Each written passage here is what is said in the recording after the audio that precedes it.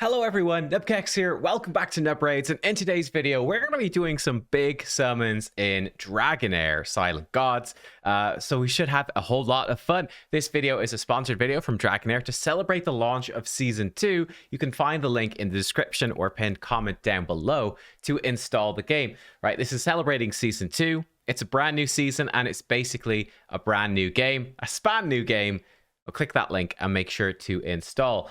Season 2 came out on the 15th of December. It's called The Fall of Increscent. It brings a new sandbox mode, a bunch of new optimizations, and a bunch of updates to the strategy as well. We'll talk about those. First of all, you're probably very interested in, hey, why is this redemption code on screen? Well, let me tell you about this. Talked about this in a couple of previous videos, but we have a whole new code here today as well. So what codes do I have? Let me double check these. So first of all, I've already used a couple of these. We click the go button and we go Dragon Season. That should still be good. So pop that one in for some rewards. Again, we've already claimed that one. In the previous video, we have Merry Xmas. So hopefully that one is still going to work for you as well. And then the brand new one we have for you, hang on a second here. So then the other one is Dragonheir 2, right, for the second season. So let's see this one. This should be brand new for me. Click confirm, redeemed, excellent. Then to claim those rewards. By the way, in order to grab the rewards, you click this cog icon, come down to service and go. We should have some rewards. Beautiful, look at that. Actually really huge rewards. We've got some summoning dice. Like I said, we are going to be summoning here today. And fingers crossed, we're going to get something good. Do you believe? I hope you believe. We're going to be trying it. So yeah, first of all, let's talk about Season 2. Let me tell you what to look for in Season 2, what to expect, what has come to the game, how has this changed everything, and then we'll do our polls. All right, let's do it. All right, so the first thing you need to know about Season 2, well, 2, the second season, seasons, what's going on? Well, Dragonheir Silent Gods is a season-based game. It means that every few months, there are massive updates to the game, which really change up everything. And this is the second season, Fall of Increscent, which has just arrived. In this, there's going to be a whole new sandbox world to explore. You're seeing it in the background right now, actually. Aethercarn, right? Which is a whole bunch of mysterious islands, new area for you to explore with a whole new story tied into it as well. New fights, new dungeons, all the rest. On top of this, there's a bunch of strategy changes that are going to be happening with every season. With Season 2, we have, for instance, new elemental affinity pairings. So fire is now going to be going with necrosis, ice with radiance, lightning with poison. You've got 6 different affinities, and they're all going to be differently matched in every single season. So you're going to need to think up of new team compositions every single season. So for example, in Season 1, fire is matched with poison. So I was using my my starter, myself in game Nubair, right? The Traveler, your own character. I was using him as fire, and because he was matched with poison, I could run him with Hexandra, the rare poison healer that you get at the very start of the campaign. So I was running them together, and they could run in that 5-man team of fire and poison for the full 5-man bonuses, you know, when you get a bit further into the game. That's not going to work in Season 2, so I'm going to need to mix it up and bring in some new champions and build up some new teams. So there's a ton of variety. You have to put the thinking cap on and build some new teams out, which is very fun, very cool. You might have, for example, Fire Necrosis. You might have some really strong Necrosis champions that you weren't able to put as effectively with your Fire champions before. Now they match perfectly. On top of that, we have whole new damage types: Burning, Ice Blast, and Thunderbolt. So this really mixes it up. It's something that's really cool in Dragonheir. All of the affinities have their own sort of unique damage mechanic. So for example, with Radiant heroes, they have Rally, right? So they can buff themselves with Rally, and then their moves, while they're buffed with Rally, can use up that buff to do these massive extra effects. That's pretty cool. With Fire, for example, they have Wild. That was from Season 1, and it's still there in the game in Season 2, of course. All the stuff is still there. There's just new stuff. But Wild, every time you used a skill, there was a chance, kind of a low chance usually, but a chance to do a whole bunch of extra damage, and the different Wild heroes could work together for extra effects. Well, Burning is a new effect for Fire, which is going to open up a whole bunch of new teams you can build with the Fire element. Burning, you can stack it up. It's a debuff that's going to do damage over time. And again, you can have heroes that have different interactions. So for example, maybe they can explode those Fire debuffs to do a whole bunch of damage, which is really cool. There are over 30 new heroes, which are going to be incorporating a whole lot of these new damage types.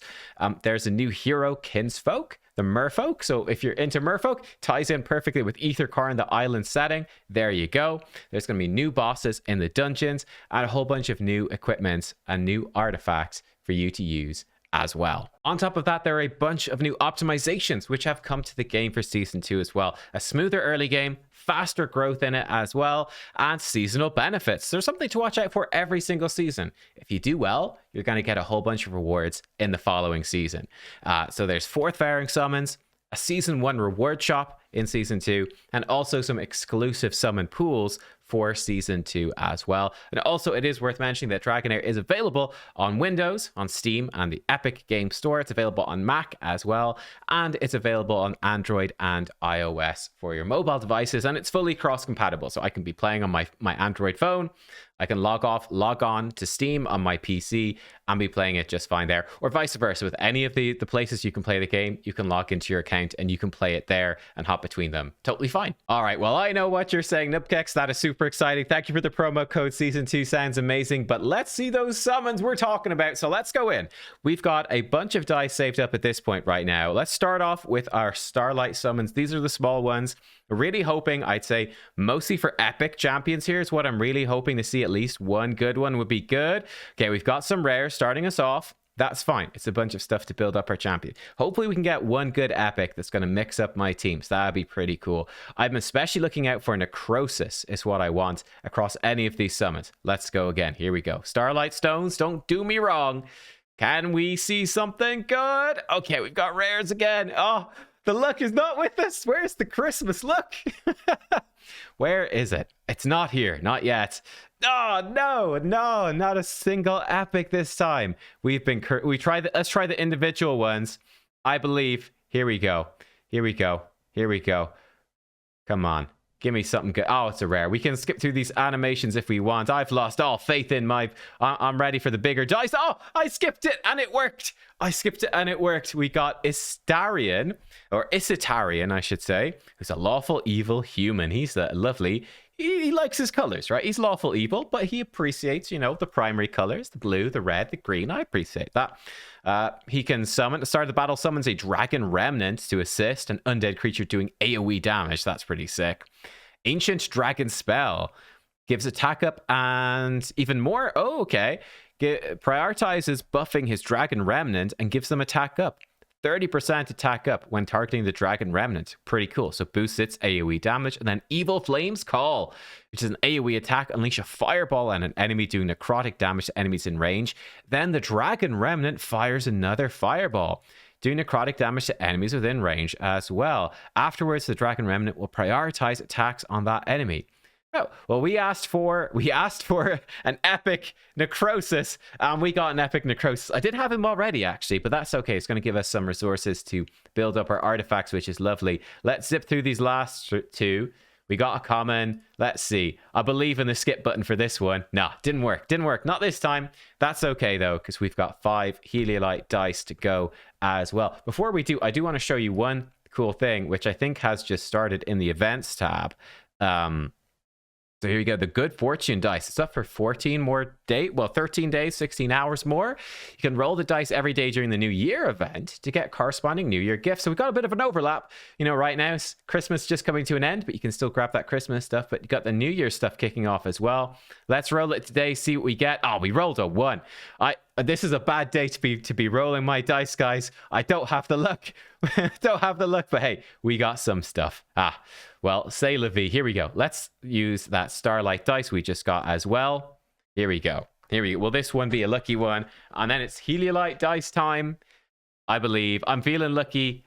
I got a common from this one. That's okay. We're using up the bad luck. Actually, Meredith is worth using. She does 10% more healing with her passive. But her battle skill heals an ally, we click the details button, by 20% max HP. It's actually a very strong, on a short cooldown, single target heal. So you can give her like cooldown reduction, stuff to make her battle skill faster. And she can be a phenomenal single target healer. Actually, probably the best common in the game. Then she's got an AoE, targets max HP heal as well. So actually surprisingly good. It just scales super well. So Meredith, don't sleep on Meredith. Absolutely not. Right, let's go. We have Heliolite summons. Will I go for the basic ones? We go for blessed summons. Will we go for blessed summons? Hang on. Who do we have here? Who do we have? Oh, we've got some good champions in here, actually. This is tough. I'm seeing a really good necrosis right there. And I'm thinking I see some other really good stuff. I really want her.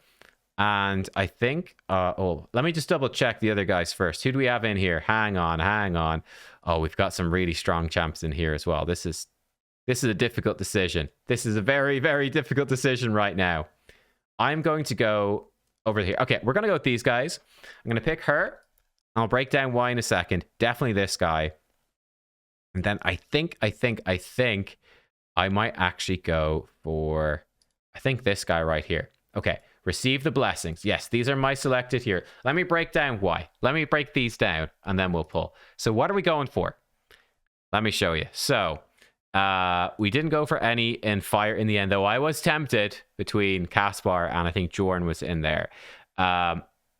We are going for potentially Tamar, who is a lightning champion. Tamar is a phenomenal arena champion. They come in, accuracy in the Grand Gladiator Arena, beautiful.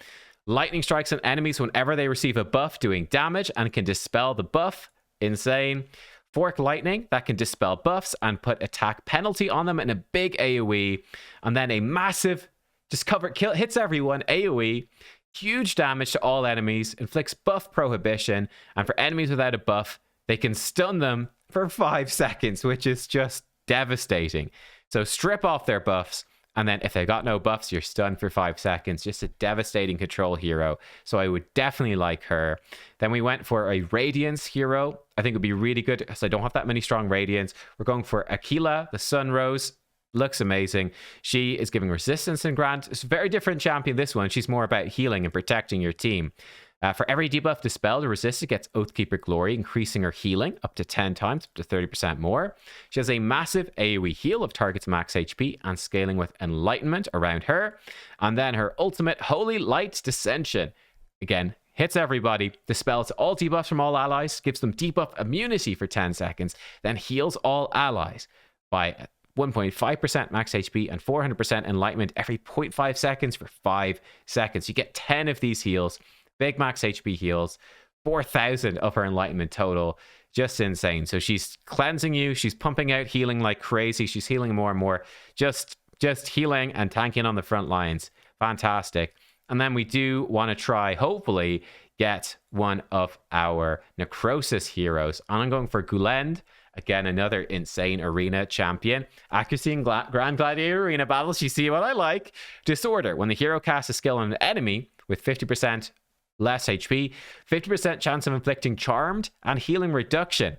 If you fail, instead inflicts accuracy penalty 2. So that's insane. Charmed forces the target to attack their ally, so very strong crowd control when enemies start going low, and potentially reducing their healing received as well, so the enemy can't heal them up. Siphon. Single target can stun an enemy for 3 seconds. For the next 3 seconds, do necrotic damage on the enemy every 0.6 seconds. And each time, stealing 3% ultimate energy and healing the hero by their attack as well. So he's healing himself up, stunning the enemy, and pushing back their ultimate, stopping them, really disrupting their team plan, and making his ultimate come out faster. Start over, hits everything. Massive necrotic damage to all enemies. With a 75, that will obviously go up to 100% chance of inflicting attack penalty 2 for 10 seconds. It spells all debuffs from all allies, heals them by 10% max HP. For each individual ally, give an extra 4% max HP healing for each debuff successfully dispelled. So yeah, just messing up the enemy team, dispelling, healing, charming them, stopping them healing. Kind of does everything. So let's see. Can we be lucky? My luck has been terrible, terrible today. But let's go. We want to make sure we're in the right blessed summons here. We're going to get some extra rewards as well. Let's go. Can we do it? 5 Heliolite dices. There were a lot of nice Heliolite dices for Christmas, which is really great to see for the holiday season. We got Thea. She's a rare. Okay, let's go again. So it's just really cool to see all of these events. Like Dragonheir is doing, I'll be honest, a phenomenal job of constantly having really cool events coming up in the game, right? There's never a day where you're logging in and going, man, there's nothing cool coming. There's always something new coming. be it a new season or be it, summoning events or holiday events. There's something constantly. Unfortunately, what Dragonheir doesn't have is good luck for me. I've got the worst luck. Oh my gosh. We're down to our last dice, guys. Well, listen, I hope you enjoy. Maybe you get something good. I hope you enjoyed the video anyway. Because my dice, we got an epic. Okay, we got something. We are saying he's new. We got a new. He's Vidimir. He is from the Frost. He looks like a wizard. It's Frost Gandalf. He is here to save the day. I love it. He's kind of Harry Potter themed as well. Gandalf never went around too much with the book. Kind of more Harry Potter than Gandalf, I'd say. What do we have? Attack and all battle. Oh, that's a nice aura. Ice Breaker. When an enemy inflicted with frost dies, give 20% attack up and recharges his ultimate energy by 15%. That should be pretty good for the Goblin's Lair. Icicle. Well, that's a funky pattern. Okay. Does cold damage to enemies in this range. All right. With a chance of inflicting frost. That goes to 100%. All right. And then Ice Nova. Oh, like a chain lightning type move, but icy? That's sick. Release an ice ball that can bounce up to 5 times between enemies, doing cold damage each time it hits. Ice ball is more likely to hit enemies inflicted with frost. When enemies with frost are hit, their frost will be removed and cause an explosion on that spot to do 260% cold damage to nearby enemies. Yo, that's cool. He's a very fun damage dealer. So spread frost around. He's boosting himself, boosts his ultimate, starts ping-ponging this ice ball around. He can, yeah, that's cool. All right, we got a fun champion in the end. Our tenacity is rewarded. We get some multi-battles. We get a scroll for our rare champions as well. Obviously, if we went further in here, we could get even bigger and better rewards as well. But listen, I hope you enjoyed the video. Make sure to check out Dragonheir Season 2, The Fall of Increscent. The links are in the description down below. You can play the game for free using my gifts codes, Dragon Season, Merry Xmas, and Dragonheir 2. It's a brand new season. It's a span new game. Thank you for watching, and I'll see y'all next time. Goodbye.